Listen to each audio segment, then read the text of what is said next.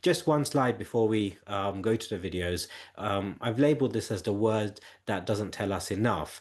So reactivity, we hear it a lot and we hear it used in many different ways.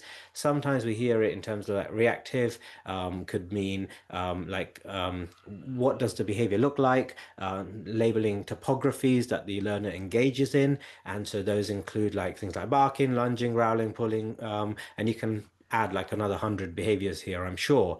But what we want to look at, sort of kind of beyond that, is when we look at these, they often just tell us what the dog is doing, not necessarily why the dog is doing it, or under what conditions is the dog doing it, under what situations, what context. And so we're looking at, like you've probably heard people like Dr. Susan Friedman say, behavior doesn't occur in a vacuum. And when we think about that, behavior isn't just an action, it's an interaction with the environment. Without the environment, you're not going to have behavior.